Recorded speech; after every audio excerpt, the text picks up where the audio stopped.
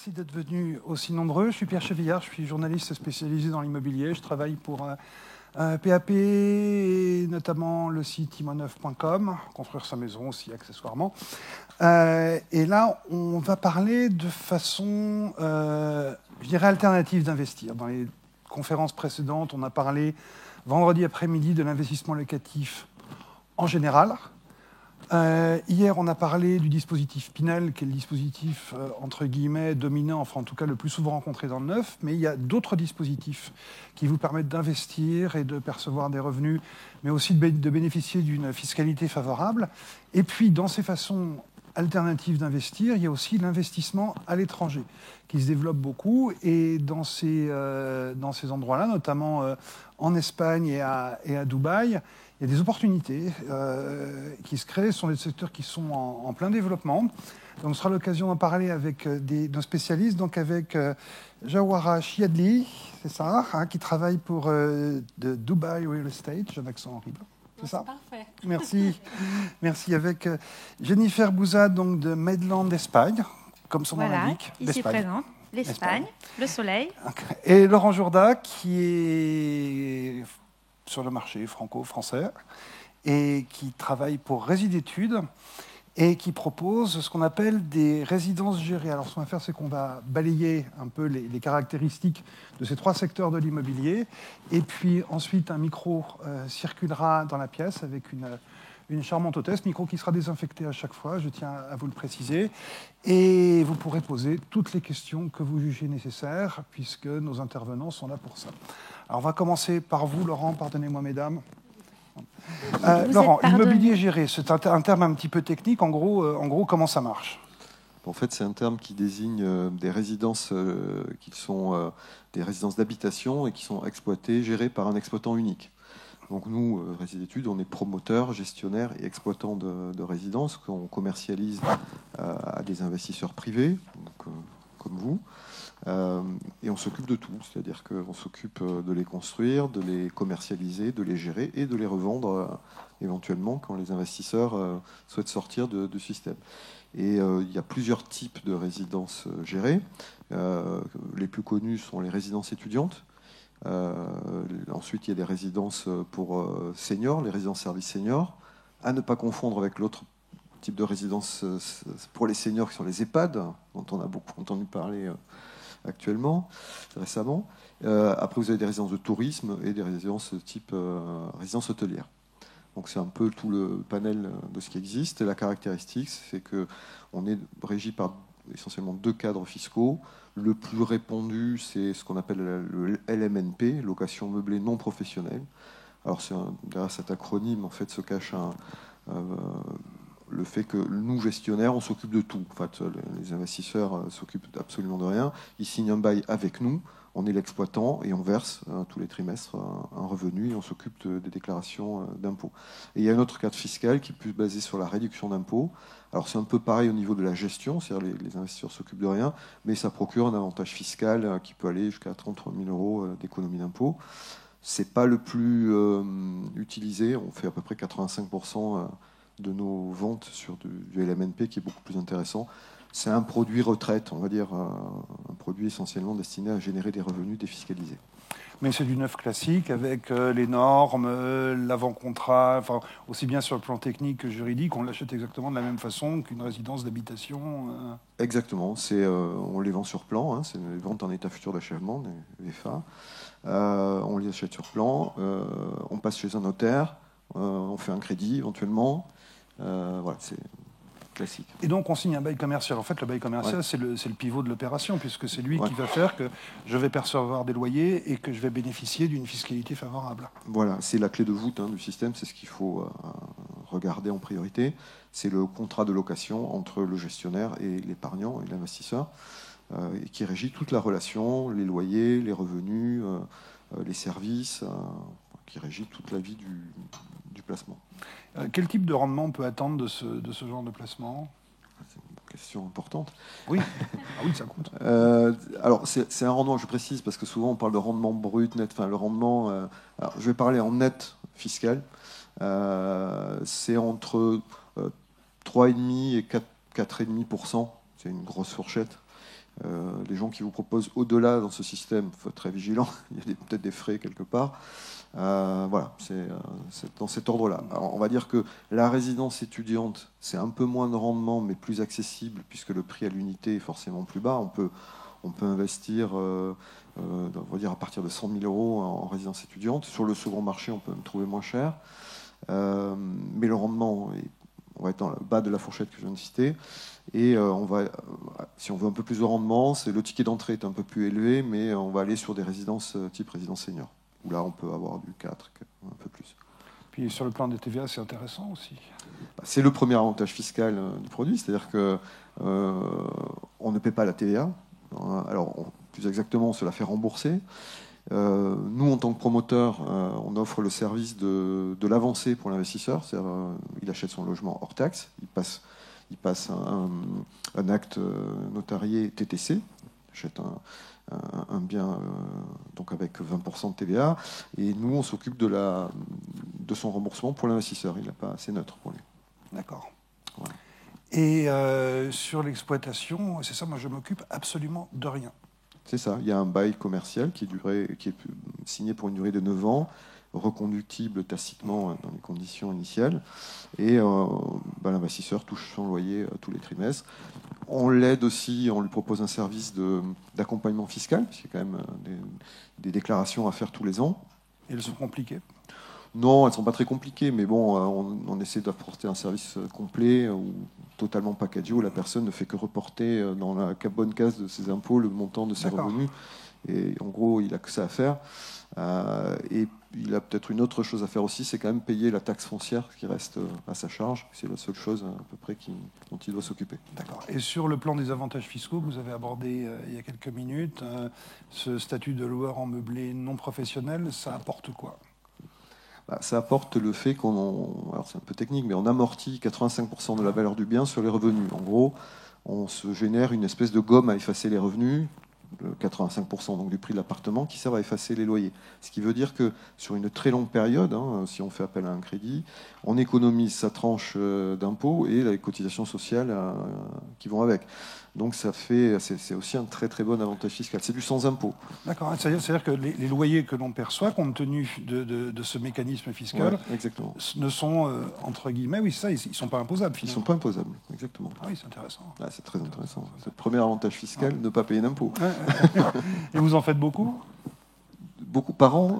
Des résidences pour étudiants. Oui, enfin on fait à peu près une quinzaine de résidences par an. On fait alors essentiellement du senior depuis quelques années parce que on va dire que le marché étudiant est un marché mature aujourd'hui. C'est plus compliqué qu'avant de faire des résidences étudiantes. Il y en a déjà pas mal. Et nous, on gère à peu près entre 35 000 logements répartis sur toute la France à travers. On a 275 résidences en gestion. On est leader en étudiants, on est le premier opérateur privé en France. En senior, on est deuxième. Et en hôtelier, on est loin, puisqu'on n'a qu'une cinquantaine d'hôtels en gestion. Donc ça veut dire aussi que, par exemple, sur le fameux choix de l'emplacement en immobilier, il y a des endroits où ce type de placement est intéressant, pas intéressant, voire déconseillé. Ah bah oui. C'est le premier travail que nous faisons, c'est-à-dire que comme c'est nous qui payons le loyer, oui. on s'intéresse beaucoup. Des locataires. On s'intéresse beaucoup à la recherche de locataires. Donc j'avais failli en amener une pour le montrer visuellement, c'est toujours intéressant, mais on fait des études, et d'ailleurs on les fait réaliser souvent par des sociétés externes, comme ça on n'est pas intoxiqué par notre propre vision des choses. Et on étudie, on fait des études de marché très très poussées, que ce soit en étudiant ou en senior, où on scanne toute l'offre présente et à venir, puisque un projet, on sait qu'il va arriver 2-3 ans avant. Donc on regarde vraiment la profondeur de marché locatif pour éviter de se retrouver dans un marché où on va être la résidence de trop et on va devoir se faire la guerre au niveau des loyers avec d'autres... Et donc ça veut dire que vos investisseurs, s'ils viennent, ils n'auront pas le rendement attendu, etc., etc., et que ça va être plus compliqué. Exactement. Donc ça veut dire aussi que vous pouvez renoncer à des opérations quand vous avez une opportunité foncière parce que le marché n'est pas au rendez-vous. Ah mais c'est même pire que ça, puisqu'on doit regarder à peu près sur 100 opérations qu'on regarde dans l'année, on en fait 5. Ah oui. Donc, oui. Il faut être très très sélectif dans ce métier-là. Merci. On va franchir les Pyrénées avec vous, Jennifer. Alors, l'immobilier en Espagne. Moi, j'y connais rien. Donc, comment je fais? C'est vrai ? Rien Vous du tout. n'êtes jamais venu en Si, je Espagne? suis venu en Espagne, mais j'ai jamais fait d'investissement là-bas. Donc, rappelez-moi d'abord votre société en quelques mots, et puis comment ça fonctionne quand je vais acheter en Espagne, quels avantages je peux en retirer. Voilà, donc effectivement, je fais partie donc, de l'équipe de francophone de Medland. Dans Medland, on est les leaders sur le marché en Espagne en vente de biens neufs. On est présent dans 13 marchés différents. On ne fait pas seulement les francophones, on a aussi des clients de toute l'Europe maintenant. C'est vrai qu'on est sur une région où on est privilégié par rapport au climat. Ouais. On a un microclimat. À Alicante, on a en moyenne 324 jours de soleil à l'année. Et il fait bon vivre. Donc, en fait, c'est très attrayant pour n'importe quel pays d'Europe. Où est-ce qu'on se différencie par rapport au marché habituel? C'est vrai qu'en Espagne, ça fonctionne différemment. Quand on veut acheter un bien en France, par exemple, ce qu'on fait, c'est qu'on fait une sélection d'agences immobilières avec lesquelles on aurait un portefeuille chaque fois différent. En Espagne, les agences immobilières n'ont pas d'exclusivité avec les promoteurs immobiliers. Ce qui fait qu'on a énormément d'agences immobilières qui travaillent avec tous les mêmes promoteurs immobiliers. On a beaucoup de produits, énormément de produits. Rien que nous, sur la Costa Blanca, où nous sommes fort focalisés, on est je ne sais pas, je dirais facilement une centaine d'agences immobilières. On a plus de 2800 projets immobiliers. Projet, pas bien immobilier. Un projet peut avoir une centaine d'appartements. Et donc, ça fait que le marché va très, très vite. D'accord. On a de la concurrence, pas tellement, en fait, compte. Ils vendent à leurs clients, mais c'est quelque chose que les gens ne se rendent pas compte jusqu'à ce qu'on est sur place, c'est qu'on est en visite et qu'on voit qu'il y a 3-4 agences qui visitent avec d'autres clients, d'autres nationalités pour le même bien. Voilà. Medland, où est-ce qu'on se différencie? On travaille d'une manière différente, c'est-à-dire qu'on ne va pas essayer de vendre le bien. Ce qu'on veut, c'est connaître le client. Donc, on a 3 équipes différentes. Au préalable, l'équipe télémarketing qui s'occupe de faire un petit peu le profil du client, donc bien comprendre ce qu'il recherche, son budget, bien entendu, que le financement soit déjà préparé au préalable, parce qu'au moment où ils viennent visiter, c'est le moment où il faut qu'ils achètent. Oui. Donc, il faut que tous les devoirs soient faits avant qu'ils viennent. D'accord. Donc, ça, c'est très important pour nous. On passe beaucoup de temps à connaître bien les critères du client, puis on organise le séjour sur place. Le séjour sur place. Voilà, donc on a une équipe sur le terrain dont je fais partie, où on est en visite continue du matin au soir. Donc, si le client arrive en semaine, on va le chercher à l'aéroport. On fait les visites depuis le matin sur les différents projets qui pourraient correspondre à ces critères. Le midi, on les emmène manger au restaurant en bord de mer. La gastronomie fait partie de la découverte de la région. Et puis, dans l'idée de concrétiser l'achat avant leur départ. Puis, on a la 3e équipe qui s'occupe du service après-vente. C'est très, très important, surtout quand vous achetez à l'étranger, d'avoir une personne sur place pour le service après-vente. Et les gens ne se rendent pas compte de ça jusqu'au moment où ils ont acheté.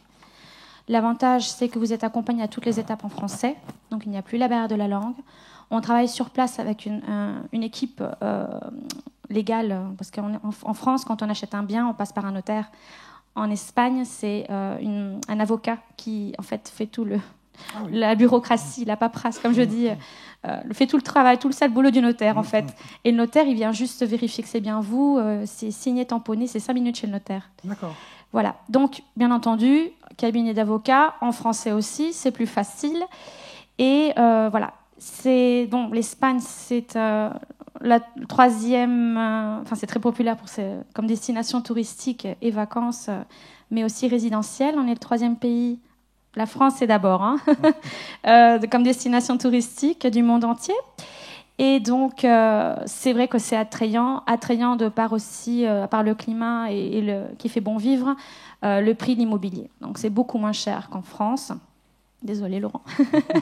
C'est beaucoup moins cher qu'en France. On a des produits de tout type de budget et de critères. Des gens vont privilégier la mer, d'autres vont privilégier le golf. Voilà, on a pour tout, l'animation, le calme, vraiment on s'adapte. Comment est-ce qu'on achète? Est-ce que c'est comme en France avec un avant-contrat, un contrat définitif? Parce que c'est du neuf. Tout à fait, exactement. Donc en fait, quand le client vient sur place, donc faut savoir que ce que je disais que ça va aller très vite, c'est exactement ça. 9 sur 10 ils achètent quand ils viennent parce que le travail il est bien fait en amont. Puis 80% trouvent le premier jour et les 20% restants c'est le 2e jour. Comment on achète? Donc, il y a 2 choses à voir déjà. D'une part, le financement. Donc, il faut d'abord avoir vu la banque en France pour pouvoir financer le bien. avant de venir. Et quand on se décide sur place, vous devez payer donc une réservation pour retirer le bien du marché. Ça dépend du promoteur, des fois c'est 3 000, des fois c'est 6 000 euros, des fois c'est 12 000. Puis, au bout d'un mois approximativement, on signe un contrat d'achat, comme on fait en France. Et là, vous payez un premier versement, ça varie une fois de plus, ça peut être 30%, 40%, ça dépend du promoteur. Lui impose ses conditions. Après, comme Medland, on est un peu privilégié, étant donné qu'on est les vendeurs numéro 1. Il y a certains promoteurs avec qui on peut négocier pour reculer le plus possible les paiements pour faciliter l'achat pour nos clients. Et ce qu'on fait, en fait, c'est qu'à la signature des actes seulement, on paye le solde. Très important aussi de savoir que le contrat d'achat, avant de l'envoyer au client, on le fait passer par l'avocat pour vérifier que tout ça en règle, qu'on ait bien les permis de bâtir, etc., etc. Donc, c'est une sécurité supplémentaire. Et quand on achète sur plan, on a aussi la garantie bancaire.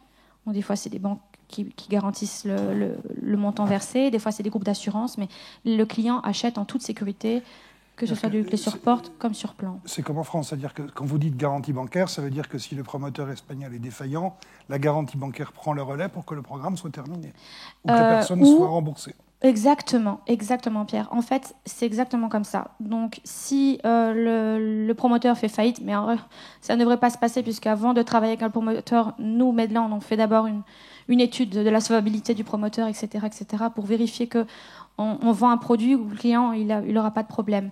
Mais effectivement, la garantie bancaire est là pour sécuriser l'achat, c'est-à-dire que s'il fait faillite, alors le client récupère son argent. D'accord. Et après la livraison, quel type de garantie on a? En France, il y a comme en France. Les mêmes. Garantie décennale, tout à fait, oui. Ouais. Même pour les vis cachées, tout pareil. Bon. Pareil. Il y a des règles qui sont, enfin, des lois qui sont européennes, d'autres qui sont plus précises, comme disait tout à l'heure Laurent, qui ne sont pas applicables pour l'Espagne. Par exemple, le fait de louer un meublé ou non meublé, ça ne change rien. En règle générale, c'est vrai que c'est une région qui marche très bien pour la location pour vacances, parce qu'il y a très peu d'offres hôtelières. Donc beaucoup de gens achètent souvent des appartements dans des résidences avec piscine commune où on peut les mettre en location. Il y a des parties qui vont être plus louées plus l'été, avec des rendements locatifs plus élevés la semaine, mais il y a d'autres endroits où on va peut-être être un peu plus reculé de la mer, mais on a plus un type de clientèle pour la location qui serait plus pour le golf. Le golf, c'est la saison opposée à la mer, donc c'est plus justement octobre, avril. Il fait bon, donc les gens viennent au mois de janvier, souvent en visite, ils sont un peu choqués de voir les gens en short et en polo en train de jouer au golf à 25 degrés. Et est-ce qu'on peut bénéficier d'avantages fiscaux quand on fait ce type d'achat en Espagne? Alors, on ne peut pas défiscaliser le bien d'Espagne en France, ce sont deux fiscalités différentes. Par contre, on paye beaucoup moins d'impôts. La différence qui se pose au niveau des impositions en Espagne, c'est que quand on est résident, donc pour être résident en Espagne, il faut vivre plus de 6 mois à l'année en Espagne. Alors, on peut s'enregistrer à la commune comme résident. Là, on ne paierait pas l'impôt de non-résident. Pour le non-résident, en fait, donc là, ça varie. Normalement, c'est un impôt qu'on paye, ça varie entre 1,1 et 2,2% de la valeur cadastrale. Et ça dépend de la commune où on se trouve. Il y a des communes où on paye un peu plus cher, d'autres un peu moins cher, mais en moyenne, ce que payent les gens, c'est entre 180 et 220 euros par an, quelque chose comme ça. D'accord. Merci beaucoup. Je vous en prie. On va aller un petit peu plus loin. Avec plaisir. Racontez-nous. Alors, votre société, en quelques mots, ce qu'elle fait, et puis la même trajectoire sur comment j'achète, ce que j'achète, etc., etc. Très bien, parfait. Donc, l'agence s'appelle Dubai Real Estate. Donc, c'est une agence que j'ai fondée moi-même à Dubaï. Un petit peu comme pour l'Espagne. Donc, on travaille un petit peu. Nous avons des équipes francophones, des équipes russophones. Nous avons des Indiens, enfin un petit peu là où le marché est présent. Comment ça se passe à Dubaï? Donc, je pense que vous le savez, Dubaï, en termes de retour sur investissement, c'est le marché le plus rentable actuellement dans le monde, et cela depuis même la crise du Covid. Comme vous le savez, Dubaï n'a pas fermé et le marché a été dynamique. Donc, l'avantage de l'investissement là-bas, c'est que tout marche, que ce soit de l'investissement pour du locatif, de l'investissement pour le louer à long terme, puisqu'il y a beaucoup d'expatriés et beaucoup de personnes qui vont là-bas parce qu'il n'y a pas Il n'y a pas d'impôt, à part à partir de l'année prochaine, l'impôt pour les entrepreneurs en tout cas, qui s'installent en centre-ville, en mainland, sur les bénéfices. Attendez, le particulier ne paye pas d'impôt à Dubaï? Oui, moi je vis là-bas, je ne paye pas d'impôt. Ah, ouais, La TVA, elle est à 5%, et pour les investissements immobiliers, c'est du hors-taxe. Donc il n'y a pas de TVA qui se rajoute. Donc déjà, on est gagnant quand on investit. C'est beaucoup moins cher qu'en Europe. On a l'impression que Dubaï est très très cher, mais je peux vous donner une idée. Actuellement, nous avons un projet nous travaillons uniquement avec les plus grands promoteurs, puisqu'il y a plusieurs constructions, etc. Nous travaillons avec Emaar. Emaar, c'est le promoteur du Cheikh de Dubaï. Donc tous les projets sortent et à temps. Et ça a été le cas pendant la crise de 2008. Ça a été par la suite, c'était la même chose. Et Damac, c'est la même chose. Damac, c'est celle du Cheikh d'Abu Dhabi. Donc, comment on investit à Dubaï? Il y a plusieurs types d'investissements. Donc, vous avez les appartements, les villas, etc. Vous avez les hôtels. Ce qu'on ne sait pas, c'est qu'on peut acquérir une chambre d'hôtel dans un palace à Dubaï, mais également des résidences en studio-appartement. Dubaï continue à se développer, c'est-à-dire que là, on est en train de construire la plus grande tour au monde, encore plus grande que Burj Khalifa, est le plus grand mall, plus grand que Dubaï Mall. Et ce qui est très bien dans Dubaï, parce que ça fait 15 ans qu'on dit que le marché va cracher, c'est que ce n'est pas du tout le cas, dans le sens où ceux qui ont investi il y a 15 ans ont multiplié par 20 peut-être leur investissement. À l'époque, moi je sais qu'en France, l'investissement des Français, à l'époque c'était l'assurance vie, qui rapportait beaucoup à un moment donné, aujourd'hui elle rapporte 1%. Et entre l'année dernière et cette année, le marché de l'immobilier a pris 38%. C'est-à-dire que concrètement, les personnes qui ont acheté l'année dernière, cette année, elles ont récupéré 38%. Donc ça, c'est pour vous donner un petit peu une idée. Qu'est-ce qu'on fait nous, notre agence, elle fait de la vente d'immobilier neuf, mais on s'occupe également de la location, de la gestion locative, et si vous voulez le revendre. Comment ça se passe pour acheter? Donc, l'avantage aussi que représentent les Émirats, et pas forcément uniquement Dubaï, c'est qu'on n'a pas besoin, soit on a l'argent et on paye, soit il y a des facilités de paiement qui sont données par le promoteur lui-même, donc sans passer par la banque, avec 0% d'intérêt, d'accord, et sans justificatif. C'est-à-dire, j'ai pas besoin d'avoir un CDI, j'ai pas besoin de montrer que je suis pas endettée, etc., etc. Pourquoi? Parce que si vous ne payez pas jusqu'à la fin, eh bien, il va le revendre, vous donnez votre argent, il récupère. Ça s'achète, ça se revend comme ça. Voilà. Et cette facilité de paiement va de 2 ans et demi, donc pour les projets qui sont les mieux placés, voilà, et je vais vous expliquer comment ça se passe, jusqu'à 10 ans aujourd'hui. Et si vous résidez sur place, ça peut aller jusqu'à 25 ans. Voilà pour résumer. Comment ça se passe quand on veut acheter? Donc nous, on travaille avec Damac, Emaar, Ellington, Select Group, je pourrais vous les donner, mais qui sont les 5 meilleurs. Pourquoi? Pour être sûr que comme nous, on ne fait pas que de la vente, on fait de la location et de la revente. Ça veut dire qu'on va devoir le gérer après, et du coup, on a tout intérêt à vous trouver le bon projet pour qu'on puisse vous trouver un locataire et pouvoir le revendre. J'insiste juste sur un petit point, parce que j'entends beaucoup de personnes qui passent sur le stand. Il y a eu beaucoup d'engouement, mais j'ai entendu que je suis propriétaire que 90 ans. Non, ce n'est pas vrai, ça se passe comme en France. Si vous achetez, ça vous appartient pendant des générations si vous le souhaitez. Si vous décédez, ce sont vos enfants, etc., etc. Il y a juste 2 endroits à Dubaï où on ne peut pas acheter, qui sont Jumeirah, en fait, c'est réservé aux Émiratis, et tout au long de Sheikh Zayed Road, qui est l'avenue principale. Et maintenant, on commence à sortir des projets qu'on appelle en freehold, c'est-à-dire qu'on peut acheter en tant qu'étranger. Ceux-là, ils prennent énormément de valeur parce que c'est la rareté, en fait, qui joue. Alors, quand on veut acheter, donc il va falloir, nous comment on fonctionne. Donc on cherche avec la personne à savoir quel est son budget, pourquoi surtout elle veut acheter, parce que comme vous l'avez compris, ce n'est pas que pour le tourisme ou que pour défiscaliser, tout est possible en fait. Donc on veut savoir si elle veut le vendre à court terme, à moyen terme, si elle veut le louer à l'année, si elle veut le louer, voilà. Quel est le budget ? Est-ce qu'elle peut tout financer, etc. Et on va chercher parmi les projets qui sortent, ceux qui vont répondre aux besoins. Donc ça, c'est la première étape. Deuxième étape, il y a l'acte d'achat. Juste pour vous donner un petit peu où on est le marché de l'immobilier à Dubaï, il y a eu un projet qui est sorti en décembre. Il y avait les personnes qui faisaient la queue la veille comme un concert d'une grande star et les promoteurs ont été obligés maintenant, et c'est ce qu'ils font maintenant, c'est que vous préservez, il faut pré-réserver sa place 2 semaines avant, juste pour pouvoir avoir 20 minutes pour pouvoir choisir son bien immobilier le jour J et espérer qu'il n'y a pas eu un Russe avant vous qui a acheté 3 étages et de pouvoir acheter. Voilà où en est le marché. Il est très dynamique. Une fois qu'on a choisi le bien, donc on vérifie qu'il est disponible en temps réel. Et qu'il n'est pas parti entre-temps, auquel cas on va vous proposer quelque chose de similaire auprès de ces mêmes partenaires. Par la suite, au moment de la réservation, on vous demande uniquement la copie de votre passeport. Il y a 5% de dépôt pour la réservation. Et 30 jours après, vous signez le temps de préparer les documents, etc. Et là, vous réglez 10% en général.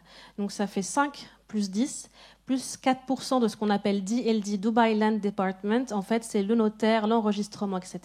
Donc, il faut compter à peu près 20%. Et le reste, c'est tous les 3 mois. En général, c'est ça les plans de paiement qu'ils proposent. Donc, 5% tous les 3 mois à régler par virement, etc. Comme je vous ai dit, les facilités de paiement les moins longues, c'est 2 ans et demi. Et ça va jusqu'à 10 ans, et si vous êtes résident, jusqu'à 25 ans.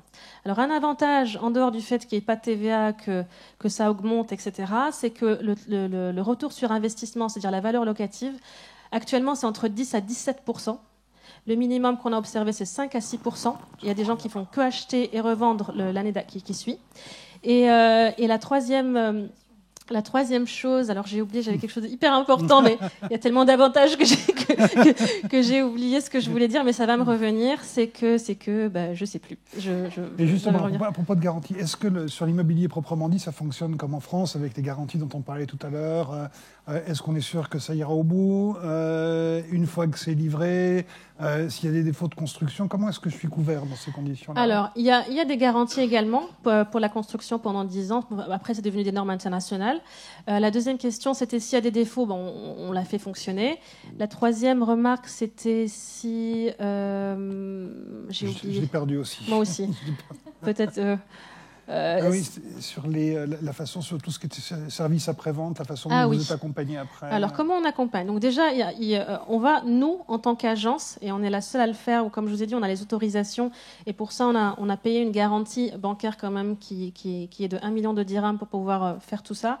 C'est de pouvoir, donc, vous trouver le locataire. Nous avons des partenaires, et il y a une partenaire qui est présente là-bas au fond, coucou Tatiana, qui a son agence de décoration et d'architecte d'intérieur qui est basée depuis Paris depuis bien longtemps et qui prend des projets qui sont hyper intéressants et luxueux, qui a ouvert son agence là-bas à Dubaï. Et du coup, pour les personnes qui ne peuvent pas se déplacer, elle propose des packages déjà pour meubler. Donc, pour les vrais investisseurs, on peut s'occuper donc de l'achat.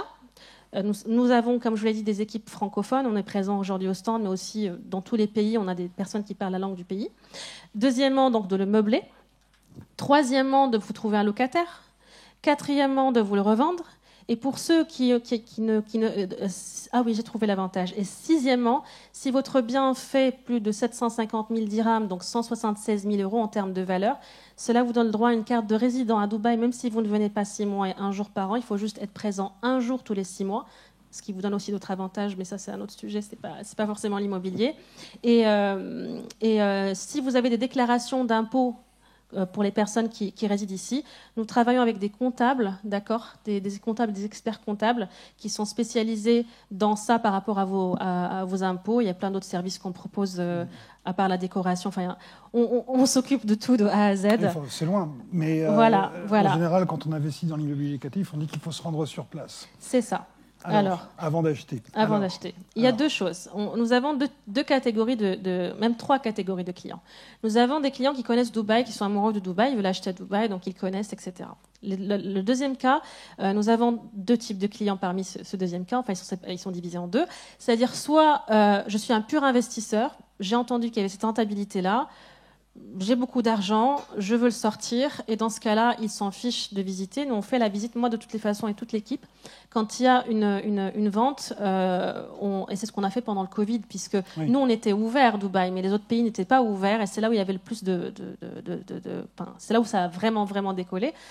On va sur place, on va filmer le projet. Sachez que tout est digitalisé. Dubaï est numéro 1 sur plein de choses actuellement, et notamment la technologie. Et en fait, il y a une application mobile quand vous avez acheté ou quand vous voulez acheter ou quand vous voulez, enfin, qui répertorie tous les projets en cours et qui vous dit à quel stade de construction ils sont, quand vous êtes propriétaire, où ils en sont, s'ils sont en retard, quelle est la garantie qu'il y a. Il n'y a même pas besoin que nous, on aille vous dire, alors on a vérifié, tout est répertorié et tous les acheteurs ont accès à ça en temps réel. Donc nous, on peut aller filmer. On va aller filmer, on peut faire un zoom, zoom à décoller. Comme je dis, même ma grand-mère maintenant utilise zoom depuis le Covid. Et en fait, on va filmer sur place, on va montrer sur place pour ceux qui sont des purs investisseurs. Et pour les personnes qui veulent venir, ils sont les bienvenus. Sachez qu'un billet aller-retour coûte 550 € avec Emirates. Donc, c'est pas si cher que ça quand on veut investir 100 000, 200 000, 300 000 €. Et les prix, comme je dis, sont beaucoup moins chers qu'ici. Et ça étonne un petit peu tout le monde et ça ne peut que monter. Par exemple, le prix, on va dire un studio. Moi, je vais partir du moins cher et je vais vous parler de la moyenne. D'accord. Le moins cher aujourd'hui, avec un budget de 100 000 €, que vous l'ayez ou pas, parce que vous avez compris, les promoteurs vous donnent des facilités de paiement. Ça, c'est le moins cher en termes de studio à une pièce. Maintenant, la moyenne du marché, pour pouvoir acheter quelque chose qui soit bien placé à côté de Bourg, enfin quelque chose qui vous rapporte vraiment beaucoup, qui soit facilement vendable, louable, etc. Alors en dirhams, c'est 300 000 €, 350 000 €, et en sachant que les superficies sont super grandes. Quand on parle d'un studio, ce n'est pas un studio de 15 mètres carrés, c'est un studio qui fait 55 mètres carrés avec 2 salles de bain, terrasse, une salle de gym, piscine, la réception, etc. Quand on parle d'un appartement, une chambre, c'est un 80 et quelques mètres carrés, etc., etc. Ben, il y a plein de choses à dire, mais les résidences là-bas sont des résidences où vous avez des services. Je pense que vous voyez un petit peu Dubaï, on a l'impression que c'est super luxueux, mais c'est la norme en fait. C'est vraiment la norme de Dubaï et voilà, sans compter voilà. J'ai beaucoup, je vous parlais longtemps, mais voilà. Merci beaucoup. Donc, je vous en prie.